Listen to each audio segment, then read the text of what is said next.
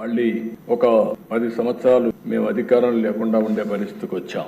2014 విభజన జరిగినది మనలందరినీ కూడా చాలా కలత చెందేట్టుగా చేసి చాలా ఇబ్బందులు పడ్డాం. నాకైతే ఆ రోజు చాలా మంది ఆదాయం అంతా హైదరాబాద్ లో వస్తుంది, ఈ రాష్ట్రానికి ఆదాయం లేదు, కనీసం పెన్షన్లు వస్తాయా, లేకుంటే మా జీతాలు సకాలంలో వస్తాయా, అభివృద్ధి ఏమవుతుందని భయపడిన రోజు. అయితే ఆ దిశ 2014లో మళ్ళీ ఆ రోజు ఎన్డీఏ, బీజేపీ, తెలుగుదేశం కలిసి పోటీ చేశాం.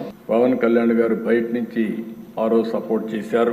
అక్కడి నుంచి మళ్ళీ ప్రజల సహకారం తీసుకున్నాం, అనుభవాన్నంతా కూడా ఉపయోగించాం, సమర్థవంతమైన నాయకత్వాన్ని ఇచ్చాం. 22.5 మిలియన్ యూనిట్ల కరెంటు కొరతుంటే 3 నెలల్లో కరెంటు కొరత లేకుండా చేసి మళ్ళీ మిగులు కరెంటు సాధించిన పార్టీ తెలుగుదేశం పార్టీ.